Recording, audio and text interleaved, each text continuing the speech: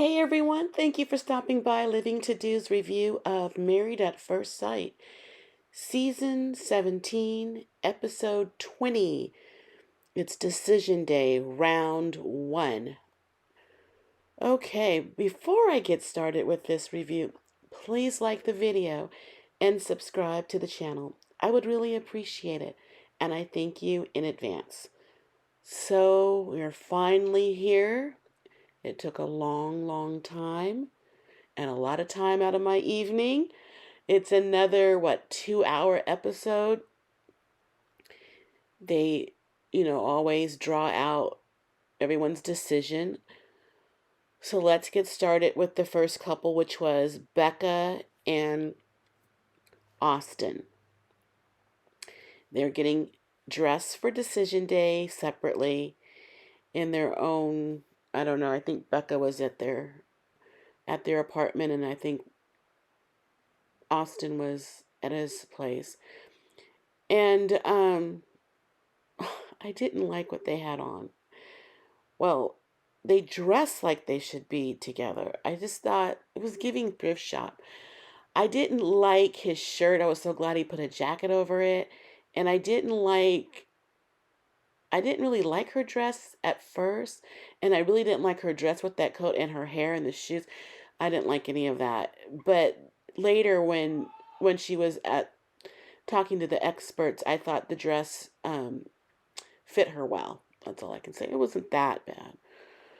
Um, Now, in their talks with the experts, Becca was complaining. I don't know if she was complaining, she was venting, expressing, I should say, that she didn't know what was really real in the relationship. She didn't feel like he really liked her. She felt like he only gave her on camera love to look good for the optics, and that was bothering her when he wasn't putting her first. She couldn't tell if he was really into her. They really weren't intimate because he had issues, but ultimately they both said yes, and it kind of looked painful, really. So that's what happened with them. It was just, you want to spend your life with somebody, the rest of your life with somebody. It shouldn't look so. It was like almost agony on her part. They didn't really look happy. It looked like she was really trying to get her feelings out and crying when doing so, when trying to express herself. It was just like, I don't know, it just didn't feel right. It didn't look right. But okay, let's go on to the next couple. All right, the next couple will be Emily and Brennan. I really liked the suit that Brennan had on. He had a blue suit. It fit nice. I love the color of the suit, the color blue he had on. And I love the white crisp shirt that he wore. He looked very, very nice. I'll give him A+ for the suit. And Emily looked nice as well. Before Emily and Brennan got there, Pastor Cal was talking with the other two experts, and he said that basically Brennan had a type in mind, and Emily just wasn't it. Everyone can see that. When they got there, Brennan got there first. And I just noticed that Dr. Pepper didn't give the warmest greeting to Brennan. I think she has her mind made up about him. They had the discussion about, what happened, and there was a lot of crying on Emily's part. Brennan kept very calm. It wasn't making a lot of sense, but he kept calm when he spoke. And the experts knew that this wasn't a viable marriage, and experts were saying, we hope that what you learned in this experiment you'll take in other relationships and be better for it, basically. And they were saying, we hope, you have growth. Dr. Actually, Pastor Cal was saying, and they asked, actually, I don't know if they were asked, but definitely Brennan said that yes, he had growth. He has learned that he's more resilient than he thought. Uh, Normally, he runs, and when things are not looking up in a relationship, maybe you didn't physically run, but you were vacant. You were a shell of a man when you were with her. Not much interaction that we saw. You seem very cold to her. Um, I don't know what growth. Maybe you can find growth in this, but I don't know. I didn't see it. And Brennan was talking about breakup reasons, and they were so weak. They didn't make sense. And I didn't understand. He just seems like he's talking around something. And maybe I'm the only one. I didn't know what it was. It just wasn't clear what he keeps talking around. And he's kept saying he's trying to protect her. And my question is, protect her from what? Say what it is. And finally someone did. Well, they didn't. Pastor Cal just called BS on what he was saying. And Brennan looked kind of shocked. He really thinks that we believe what's coming out of his mouth. I hope he plays this back, look at these tapes and recordings, and see himself and see people's reaction. They're not following you. They're not with you. They don't agree with you. They're looking at you sideways. And I feel so sorry for Emily. This is her first relationship, which is a married at sight wedding marriage. And what an experience it was for her. It was awful, one of the worst. You can have an experience, maybe it wasn't the best, but not this awful. I was just hoping for more for her. I thought she deserved better. So Doctor, or keep calling him Doctor, Pastor Cal he asked um, Brennan what you have to say about Emily. Would it be devastating? Would it be devastating to her? And he said it would be. So I'm still trying to figure out what it is. What is this devastating information? My goodness, we just held on this whole season about this man. We just don't know what he's really thinking. I say cut his check and dismiss him. You finish. It was just too long, too long with this man. You got your money, you made it to the end. Bravo, goodbye. And afterwards, after, they all parted ways, I was just thinking to myself, I feel so sorry for Emily. And I was just hoping that she doesn't let this ruin her when she goes on to another relationship. And they cut to a scene where the experts are talking to Emily, and Dr. Pia is saying, encouraging words to her, things that I was thinking, I was like mentally saying to her myself. I'm so glad that Dr. Pia had a moment with her, just reassuring her that it isn't you. It just wasn't you, it was him. Oh, poor Emily, what a sad ride. Okay, let's go on to the final couple. Okay, the last couple on decision day was Claire and Cameron. We finally get to see Cameron, and he tells the experts that he upped his medication, and that's not a good idea. Um, he didn't look well to me. He looked really red. I don't know what that could be a symptom of, but he was really red, especially his hands were very, very red. I don't know if there was a good idea for him to even continue on. He did not look well. The two were talking to the experts, and Claire said that she was unaware of her feelings. She really got in the way of the relationship, and she was a therapist who was unaware of her feelings. Found that interesting.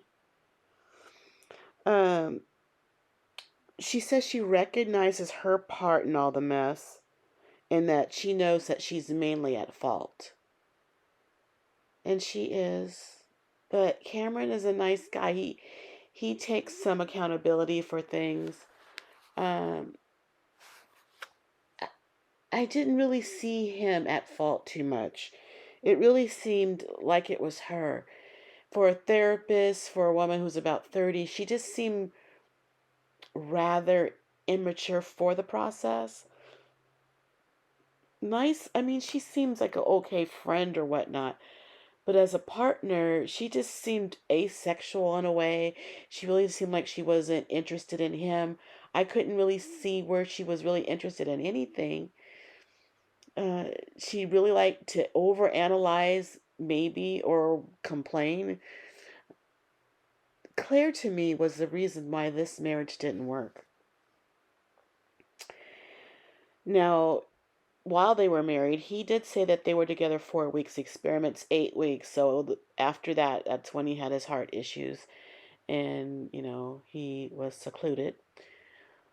But before that, when he left because basically from what he said, an impending rejection. He could see and feel the writing on the walls. She wasn't into him. She was going to hurt him. Who knew he was going to have this heart condition? But he was right to leave when he did. Why drag that on? It was just painful. And I'm glad he now, after the fact, he didn't tell his father about this marriage because, his dad was on the deathbed. He was sick shortly after his wife left him. Uh, yeah, I'm so glad I'm sure he's going to have to tell him eventually, but oh, they have a lot more to worry about. But the dad knowing this, and I don't know, I just kept thinking about his dad. And so when they asked for their decision, Cameron said that his attraction for her is gone, and he looks at her more of like a family member, and they both said no. It would be weird if someone said no. The first person who's asked and will answer says no, and then the second person, what else are they gonna say? Yes? Oh my God. And I thought he said if she would have said yes, he would have said yes too. I don't know if he had a change of heart or whatnot, but it's a no for them. And Cameron will be better off for it. Good luck to Claire. And there was one more scene. There was actually a couple of scenes. First, we see Becca. She's doing a little confessional, and she had heard from the girls, I think it was Emily and Claire, that Austin and Brennan went out, and I guess went out with one of the producers. And Emily's crying about it. She always had a gut feeling something was going on. We never heard anything about a producer being, involved in the relationship. Well, then they cut to a group scene. That's where everybody gets back together. That was a part of the experiment, and they get to talking. And this is where Becca confronted Austin in front of everybody. Oh, did you have a good time? What did you do? We went out, and he was saying, and she's like, was a producer there? He's like, no. Lie number one. And she knew better. She's asking the questions she already has answers to. It would behoove you to just be honest. And she kept on. and she knew there was a producer there. And, she was, of course, she's hurt, and she's just, and what I noticed when she was giving him the business is she wasn't acting like a baby. She was very dead serious, and she didn't, when she doesn't act like a baby, she's not doing all those likes, and it's like, she was just talking, and I didn't hear none of that. And you could just see he was uncomfortable. They arrived at the party separately, and she just, whatever she found out, she was going to ask everybody. Well, the girls chimed in. uh I think it was Claire and Emily. Oh, saying, yeah, you were there and this happened and da da da. They had her back. But I don't know what, I mean, this producer, it was interfering. These producers and staff members, they come on this show and they play the side chick. One of the experts before, she got married to one of the husbands. Now you got a producer who's going out with and possibly interfering in one of the marriages. I find this very, very interesting. Well, basically, Becca, she didn't want to, it seems like she doesn't want to go on with the marriage. So basically, she broke up with Austin right in front of everybody. Oh, that's hard. Him and the optics. What are these optics? He's kind of sitting, I don't know if he's acting like it's cold, but because, they live in a cold place. I guess you're used to the weather, but the way he was kind of hugging himself, uh, like he was a little chilly. The air just got a little bit colder for him. He was embarrassed. So check those optics. And then Claire and Cameron got into it in front of everybody. And they were going back and forth, back and forth. And then to see poor Michael and Chloe looking at everybody, they all had this experiment much earlier than Michael and Chloe, and they're just like, what is going on? Because nobody's getting along. They're the only couple that's still together, so they're looking back and forth at what's going on. And Cameron and Claire are going at it, and Cameron is giving Claire the business, telling her off. And I don't understand. She's kind of saying,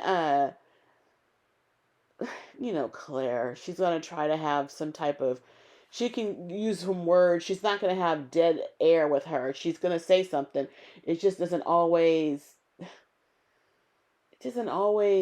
she just doesn't, she's just talking to be talking, basically. Well, you know that Cameron has this heart condition and he leaves. I don't know if he left because of the heart condition. He doesn't want to get himself too upset and get that heart pumping in a way it shouldn't be. And we don't need to cause unnecessary discomfort or harm to him at this point in time. He's truly not fully healed. And then he has a confessional. And he says that Claire has been manipulating him. And I think this also stems from when he talks to her about stuff like, he said something about double dating with Brennan. And maybe it wasn't the way she made it to be and told Emily. So maybe that's kind of what he's a little bit upset with her about, turning, getting herself involved in other people's relationship and manipulating the situation. Uh, but I really, really tend to believe what he's saying is true, and she's just trying to talk around something, uh, say something to make herself not look so cold, and make herself always make the other person look worse than her, is what I think Claire's about. And that was pretty much it for this particular episode. Of course, there's going to be a new episode next week. I don't know if that's going to be decision day for Michael and Chloe. And I don't know. We'll see what else happens. I don't know if something else explosive will happen. But the last 15 minutes or so of the show was the best. And in this episode, the last 15 minutes with Claire and not Claire, but Becca and Austin, that was the most interesting Becca has been to me all season. She was really real and she conveyed her point quite well. And I'm glad she did it in front of other people. And she finds out she is not number one in his heart. At least she knows where she stands. But actually, that was a very good scene coming from Becca. Very, very good. But that is it for now. Please like the video and subscribe to the channel. I would really appreciate it, and I thank you in advance. And please do check out my channel to see other TV reviews, movie reviews, room tours, and food reviews. I would really appreciate it. But I gotta go because I got living to do. Bye.